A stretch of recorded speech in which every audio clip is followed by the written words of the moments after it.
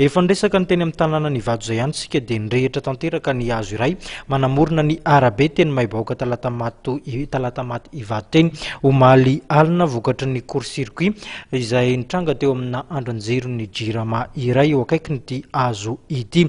Nitarika fahatapahan-jiro tamina tanàna maro moa izao tranga izao.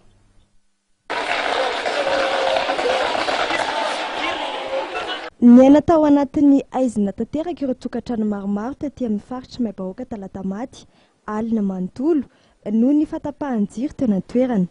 Fahatapahan-jiro vokatry ny court-circuit nisy eo tamin'ny andron-jiro ny jirama iray izay mipetraka eo anelanelan'ny hazo sapin araka ny fitantarana Ronanatrimaso. Nanomboka tamin'ny 7 sasan'ny alina ny loza.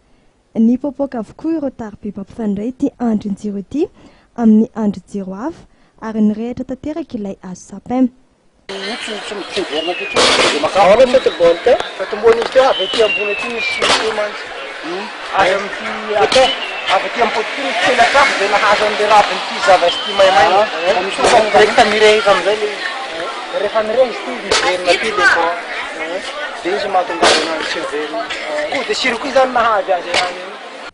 Ny hany azon'ny tompona andraikitry fotony natao moa dia nanala lavitra ireo mponina manodidina tsy anakaiky ny toerana isian'ity famaizana ity ateo am-piandrasana ny fahatongavany ny tompona andraikitra avy amin'ny sampana mpamonjony. Hatramin'ny 4 ora sasany hariva teo moa dia mbola tsy niverina tamin'ny laona ny jiro teny toerana raha ny fanamarian'ny mponina.